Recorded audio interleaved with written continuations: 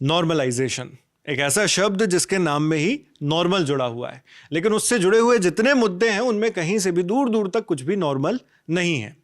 क्यों नहीं है? क्योंकि हर बार किसी ना किसी प्रतियोगी परीक्षा में जब नतीजे आते हैं तो स्टूडेंट्स के, छात्रों के, कैंडिडेट्स जो भी उस परीक्षा में अपेयर होते हैं उनको एक सवाल रहता है कि ये नॉर्मलाइजेशन हुआ किस तरह से कि इसमें जो नतीजे आए उसमें कोई आसमान पर पहुंच गया और कोई एकदम जमीन पर रह गया मार्क्स के मद्देनजर।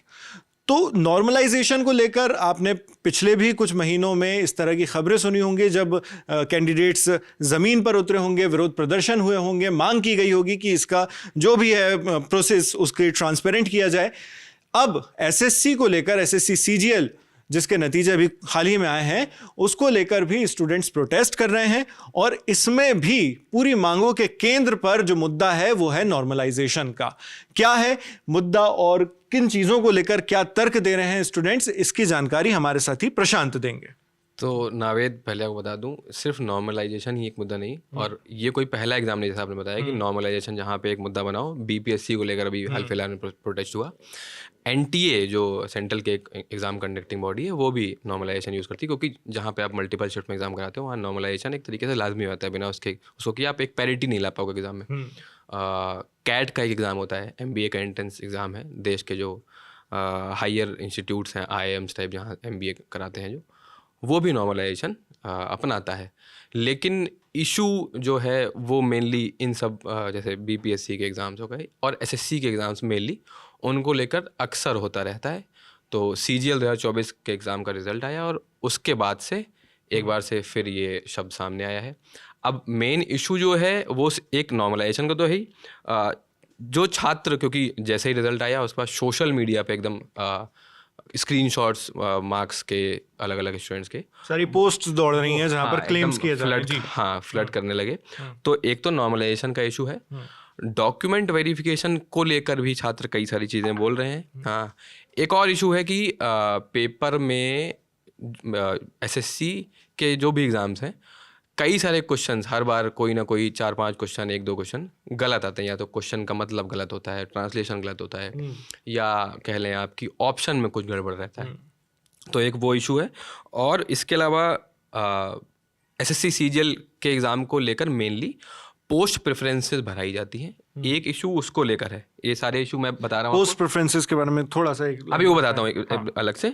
और उसके बाद डिफ़िकल्टी लेवल को लेकर भी बात चल रही है, क्योंकि डिफ़िकल्टी लेवल जब एग्ज़ाम का क्या कहते हैं ज़्यादा होता है तो कट ऑफ उतनी कंपैरेटिवली कम जाती है।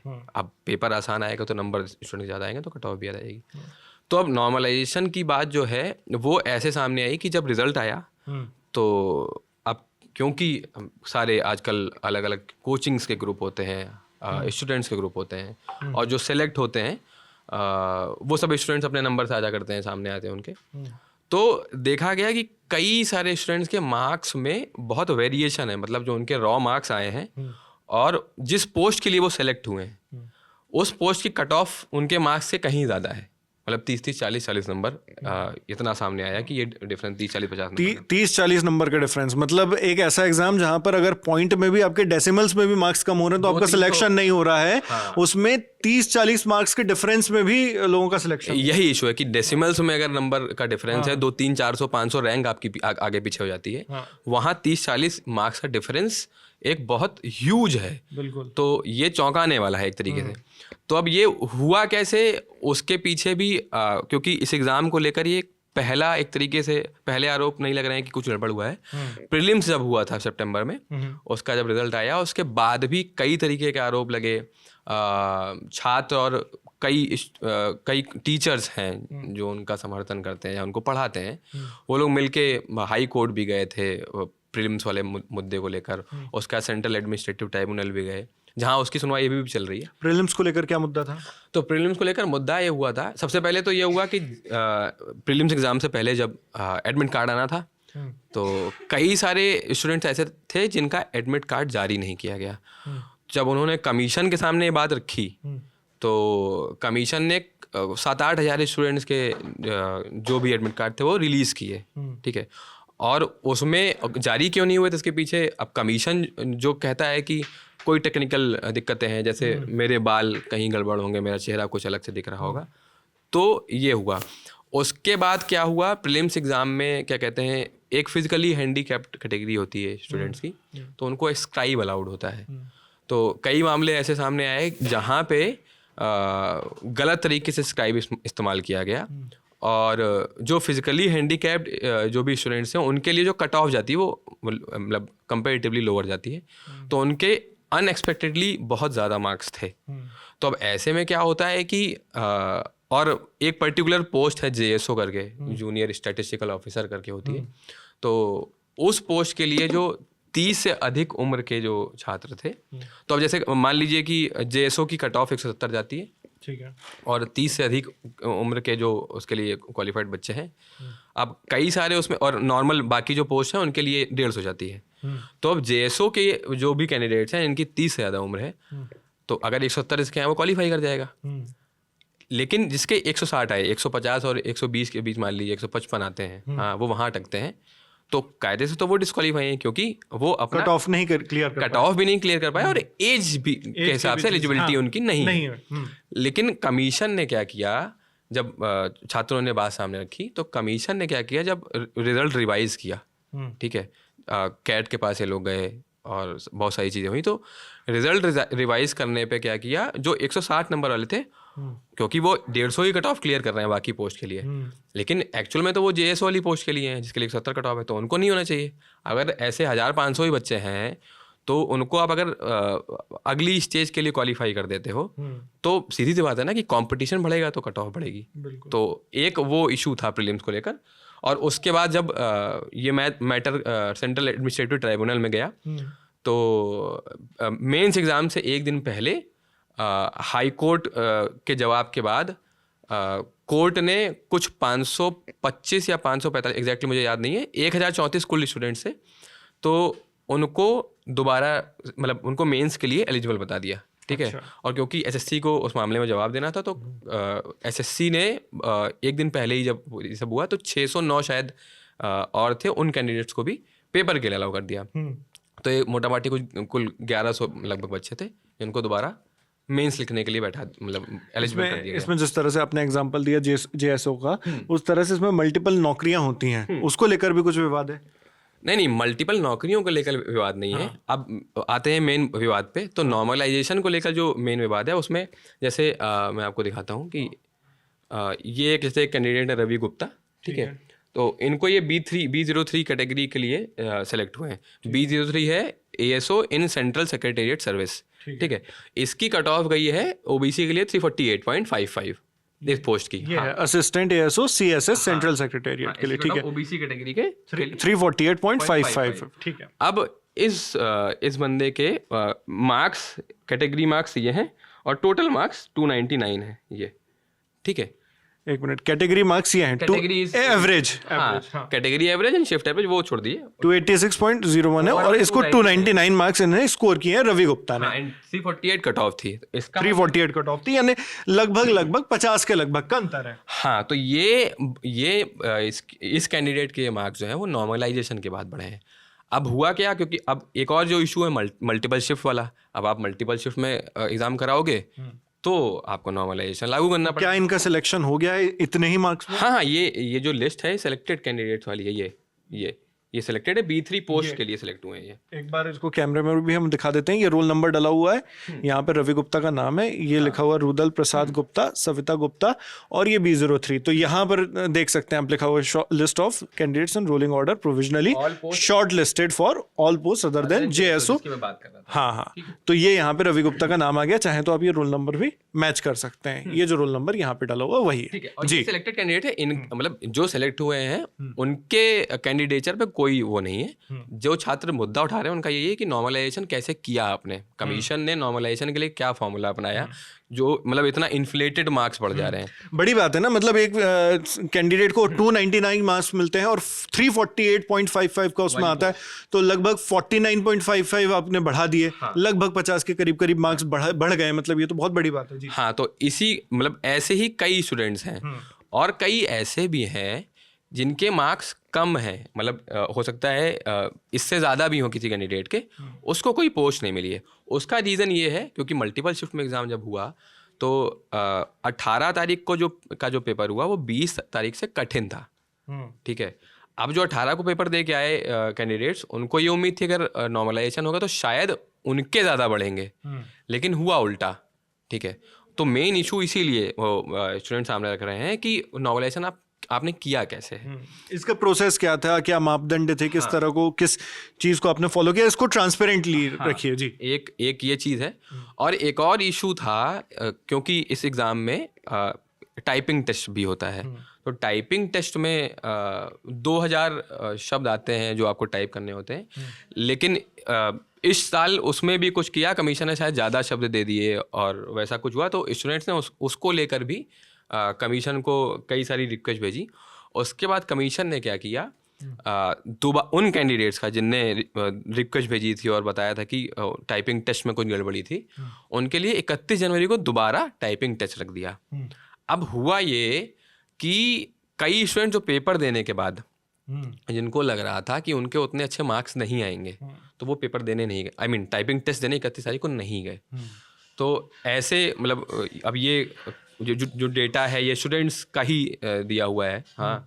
तो ऐसे ये भी जो हम चीजें दिखा रहे हैं ये सब वही दावे हैं जो स्टूडेंट्स, जो कैंडिडेट्स एसएससी एग्जाम में अपेयर हुए थे, उनके हवाले से ये दावे किए जा रहे हैं, वो हम आप तक पहुंचा रहे हैं दावों के मुताबिक जी। तो ये बताने से पहले हम आपको बताना चाहेंगे कि जो एसएससी के एक टीचर हैं, अभिनय सर हैं, मैथ्स पढ़ाते हैं एसएससी के पूरे कैंडिडेट्स को, उनसे नॉर्मलाइजेशन पे हमने बात करी, आप पहले वो सुनिए। जो बच्चे जिनको लग रहा था कि हमारे मार्क्स कम आ रहे हैं वो टाइपिंग टेस्ट देने नहीं गए, और लगभग ऐसे 23-24 हजार बच्चे हैं। तो जो अभी तक डाउट मेरा है कि एग्जाम में क्यों बच्चे इतना चिल्ला रहे हैं कि रिजल्ट गलत हुआ है, अगर एसएससी ने, क्योंकि टाइपिंग टेस्ट भी एग्जाम का एक प्रोसेस था, जिस बच्चे ने टाइपिंग टेस्ट नहीं दिया और ऐसे अगर 20-25 हजार बच्चे जिनको एसएससी ने एब्सेंट मान लिया, तो समझ लीजिए कि खेला होना तो तय था। क्यों? क्योंकि जिन बच्चों के मार्क्स कम थे वो एग्जाम देने नहीं गए, और शायद लेकिन जो ऐसे ज्यादा 20-25 हजार बच्चे हैं ऑलरेडी, मैंने कहीं देखा है। आरटीआई का जो डेटा है उसके हिसाब से है। अब आप सोचिए, इसका मतलब 50 हजार वो टॉप स्कोरर हैं, तो उनका एवरेज भी ज्यादा होगा। तो जो 18 तारीख वाला पेपर जहां मुश्किल आया था 20 तारीख वाले से, बच्चों को लगा था कि इसमें हमारा स्कोर ज्यादा बढ़ जाएगा, वहां बच्चों के साथ गलत हो गया। अगर एसएससी ने, जहां तक है अभी तक यही लग रहा है, क्योंकि एसएससी भी इतनी कच्ची गोलियां नहीं खेलेगी कि सीधे सीधे बच्चों को बाहर कर दे, उसने अच्छा तरीका निकाला होगा तभी वो बाहर करेगी। तो उसने जो तरीका निकाला वो यही कि नॉर्मलाइजेशन ने इतना बड़ा इंपैक्ट डाल दिया कि जिस बच्चे के 330 मार्क्स आ रहे हैं वो भी सिलेक्ट नहीं हुआ, और किसी शिफ्ट में अगर बच्चे के 299 या 300 आ रहे हैं वो सेलेक्ट हो गया। तो टाइपिंग वाले मैटर में क्या हुआ कि लगभग 20-25 हजार स्टूडेंट्स 31 तारीख को पेपर देने नहीं गए, क्योंकि उनको लग रहा था कि उनके मेंस में उतने अच्छे मार्क्स नहीं आएंगे। अब ऐसे में होता क्या है कि जब वो स्टूडेंट देने नहीं गए, तो जो बचे 50-60 हजार जो बच्चे हैं, ठीक है, वो टॉप कट ऑफ वाले हैं जिनके ऊपर से मैक्सिमम मार्क्स होंगे। तो आप समझिए कि एवरेज जो कट ऑफ मार्क्स है वो बढ़ गया, क्योंकि जब बच्चे कम हो रहे हैं, आई मीन अगर आप समझिए कि किसी स्टूडेंट के 9 मार्क्स हैं, हाँ, किसी का 1 नंबर है, अगर 1, 2, 3 वाले नंबर वाले कैंडिडेट्स बाहर हो जाएंगे और बचेंगे 4 से लेकर 9 वाले, तो एवरेज मार्क्स बढ़ जाएंगे, अपने आप बढ़ एवरेज, हाँ, तो कट ऑफ मार्क्स बढ़ेंगे।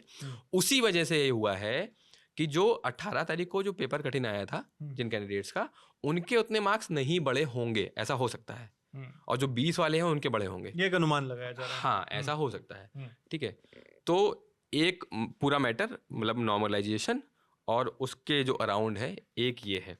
इसके अलावा एक सबसे बड़ा जो स्टूडेंट्स बात कर रहे हैं, डॉक्यूमेंट वेरिफिकेशन, और उसी से जोड़ के पोस्ट प्रेफरेंस वाली चीज़ देखी जा रही है। अब एसएससी सीरियल में एसएससी क्या करती है, जैसे आज अभी शाम को, ये हम लोग वीडियो 18 तारीख को रिकॉर्ड कर रहे हैं, आज शाम को एसएससी ने फाइनल आंसर की जारी करी है। इसको लेकर भी लोग, छात्र काफी मांग कर रहे थे कि फाइनल आंसर की रिलीज की जाए। हाँ, तो अब आप समझिए कि आपने रिजल्ट जारी कर दिया और उसके बाद आप फाइनल आंसर की देते हो, उससे पहले आप पोस्ट प्रेफरेंसेस बढ़ाते हो, ठीक है।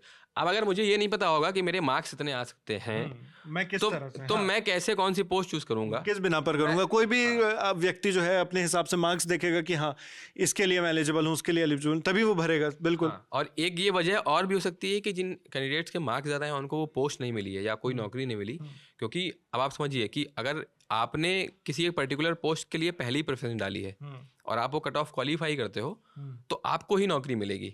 मैंने अगर वो सेकंड नंबर पे डाली है तो मैं तो तब आऊँगा जब वो उसकी उस पोस्ट के लिए पहली प्रेफरेंसेस पूरी फिल हो जाएंगी। तो इस वजह से शायद उनको ऐसे कई कैंडिडेट्स होंगे।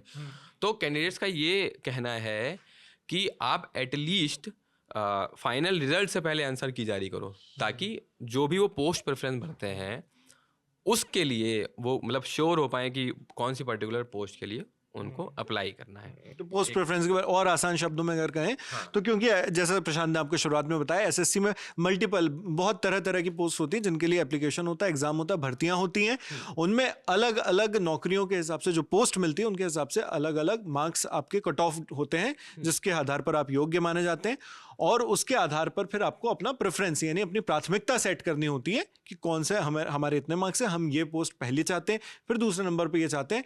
इसको लेकर भी एक ये विवाद है कि पहले नतीजे घोषित नहीं किए गए, पहले हमसे पोस्ट प्रेफरेंस भरवा लिया गया, तो हम कहाँ से अपना डिसीजन लेंगे कितने हमारे मार्क्स हैं बिना उसको जाने। जी हाँ, अगले एक और क्या है इसमें? हाँ, इस पे और डिटेल अभिनय सर ने बताइए, वो आप देखिए।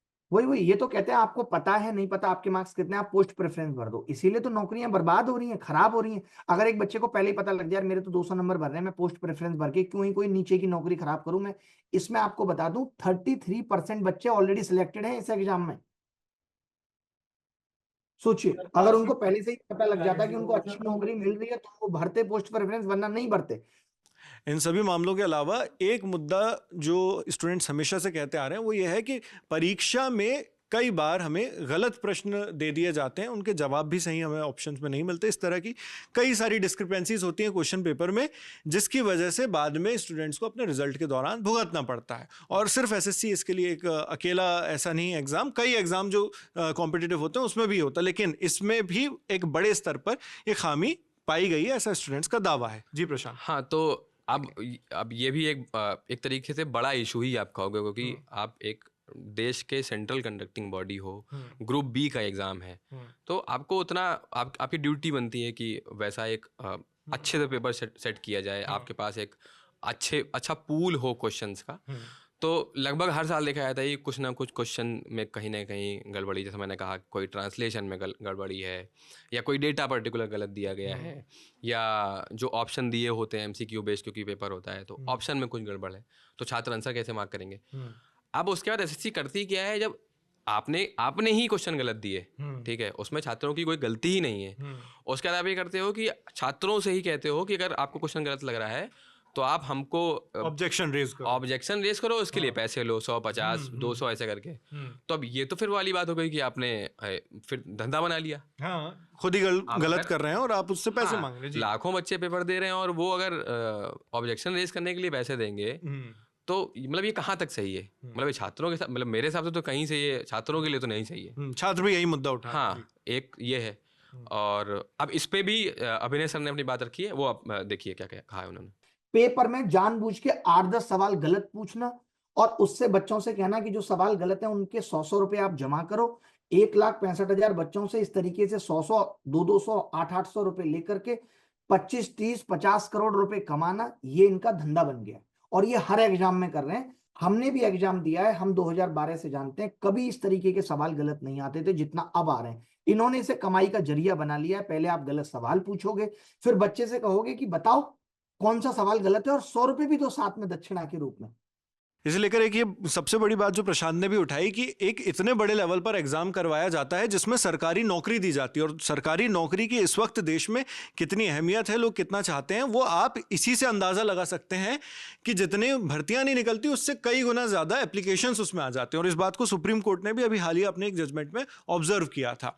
ऐसी स्थिति में जब इन एग्जाम्स की इतनी अहमियत है, इतनी क्रूशियली ये कैंडिडेट्स को सिलेक्ट करने वाले हैं, तब क्वेश्चन पेपर के अंदर गलत होना, कुछ खामियां आना कितनी बड़ी बात है, ये सोचने वाली बात है। और साथ में एक चीज़ ये भी है कि जब आप एक इतना बड़े लेवल का एग्जाम कंडक्ट करवा रहे हो जो नौकरी दे रहा है, तो कौन सी ऐसी बॉडी है जो ये क्वेश्चंस को सिलेक्ट कर रही है? इस पर भी सवाल खड़े होते हैं कि जब आप स्टूडेंट से उनका ज्ञान पूछ रहे हो तब क्वेश्चन बनाते वक्त ये ज्ञान कहाँ जा रहा है? इसके अलावा और कुछ मुद्दे हैं स्टूडेंट्स के?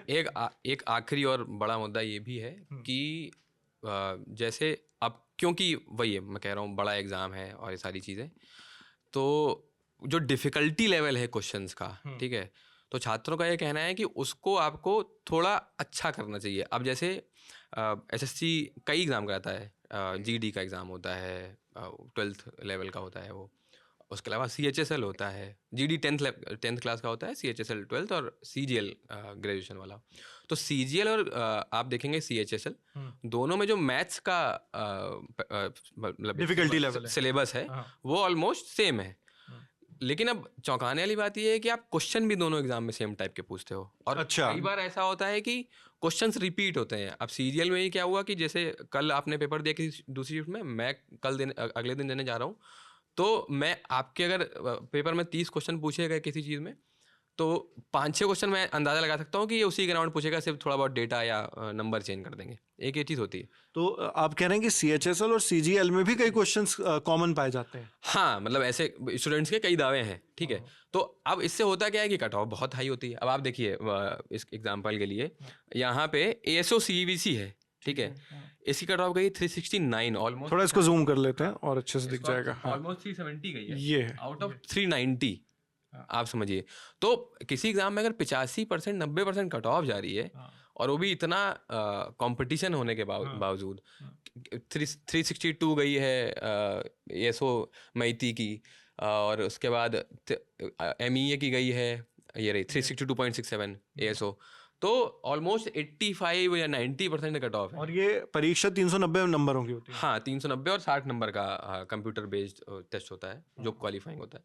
तो अब आप समझिए कि इतनी हाई कट ऑफ, और ये मतलब ये कोई ऐसा इकलौता एग्जाम नहीं है जो सेंट्रल लेवल पे हो रहा है। हाँ, मैंने अभी कैट का नाम लिया, RBI ग्रेड बी का एग्जाम होता है, आप इन बैंकिंग का एग्जाम होते हैं, SBI वगैरह का, आप इन सब एग्जामों के कट ऑफ उठा के देखेंगे, वो 55-60, मतलब 60 तो बहुत मैक्स हो गया, कभी पेपर बहुत ईजी आ गया तो 60 होगा, नहीं तो वहाँ वो अलग लेवल की इंटेलिजेंस उन क्वेश्चन से चेक हो जाती है। ये तो वैसे ही हुआ कि अगर आप स्कूल में किसी कक्षा में पढ़ रहे हैं तो आप 90% से ज़्यादा लाएंगे तभी आप दूसरी क्लास में उत्तीर्ण करेंगे, वरना आप पास भी नहीं हुए। वही मैं कह रहा हूँ। तो अब डिफ़िकल्टी, अब एक और चीज़ है, अभिनय सर का ही एक वीडियो वायरल हुआ था, और उसमें क्या कहते हैं, उन्होंने बताया कि SSC GD में SSC ने क्वेश्चन पूछे कि DJ वाले बाबू गाना जिन्होंने गाया उनका नाम क्या है, आप ऐसे क्वेश्चन पूछ रहे हो, आप समझिए। तो अभिनय सर की आप बात देखिए, उन्होंने क्या बताया इस पर। ये गधे और घोड़ों को ठीक तरीके से पहचान ही नहीं पा रहे हैं। आप देखते हो कैसे कैसे सवाल SSC GD में पूछते हैं, DJ वाले बाबू गाना किस रैपर ने गाया, ये सब सवाल पूछ रहे हो। और जो 2 शिफ्ट में इन्होंने मेंस एग्जाम लिया है, 4-5 सवाल तो ऐसे हैं जो एज इट इज सेम पूछ लिए हैं, थोड़ा बहुत इधर उधर करके।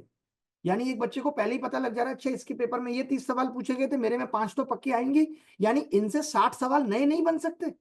ये अपने यहाँ जो MTS एग्जाम होता है पियोन वाला, 10th क्लास पास बच्चा देता है उसको, उससे ज्यादा सरल सवाल ये CGL में पूछ रहे हैं।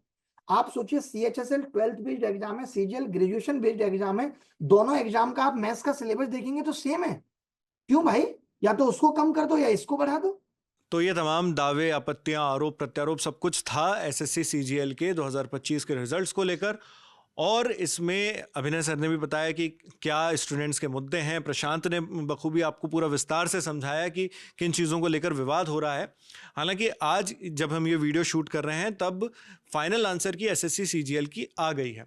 अब इसे स्टूडेंट्स अपने रिजल्ट से कंपेयर करेंगे, एक एक चीज़ को जांचेंगे किस तरह से फाइनल आंसर की में आंसर सही आंसरों को मार्क किया गया है, और संभावना है कि इसके आधार पर कुछ सवालों का उत्तर जो है उस स्टूडेंट्स को, कैंडिडेट्स को मिल जाए। नहीं, उसमें नवेद ऐसा भी होगा, अब क्योंकि आपके पास आपके सामने आपके नंबर हैं, और आपको ये पता है कि अगर कोई पर्टिकुलर कैंडिडेट सेलेक्ट हुआ है या नहीं सेलेक्ट हुआ है, तो क्योंकि कट ऑफ आपके सामने है, ठीक है, तो आप ये अंदाजा लगा सकते हैं कि वेरिएशन किस हिसाब से हो रहा है, क्योंकि कमीशन तो कभी सामने रखेगा ही नहीं कि नॉर्मलाइजेशन को लेकर, या नॉर्मलाइजेशन उन्होंने किस फॉर्मूले के बेसिस पे किया, वो एक pool of set of data से ही पता चल सकता है। और वो फॉर्मूले को लेकर कहते भी है ना कि एक कॉम्प्लेक्स फॉर्मूला जिसको हम यूज करते हैं ताकि फेयर एंड जस्ट उसमें वो हो सब कुछ। हाँ वही है, और यहाँ पे इशू इसीलिए है क्योंकि वो वेरिएशन बहुत ज़्यादा हो रहा है। अगर वो वेरिएशन एक रेंज में हो, मैं कह रहा हूँ ना कि कैट जैसे एग्जाम में भी नॉर्मलाइजेशन यूज़ होता है, लेकिन क्योंकि वहाँ उस एग्ज़ाम का डिफिकल्टी लेवल ऐसा होता है कि वो वेरिएशन ज़्यादा नहीं होते हैं, वो 1-8%, 1-2-3% का होता है।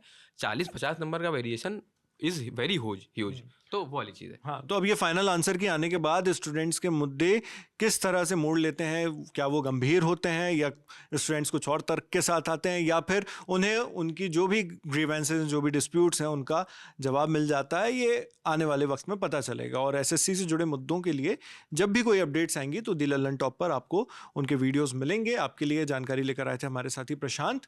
मैं नावेद हूँ, कैमरे पर राशिद। आपको ये पूरी जानकारी कैसी लगी हमें कॉमेंट बॉक्स में लिखकर ज़रूर बताइएगा। देखते रहिए दी लल्लन टॉप। शुक्रिया।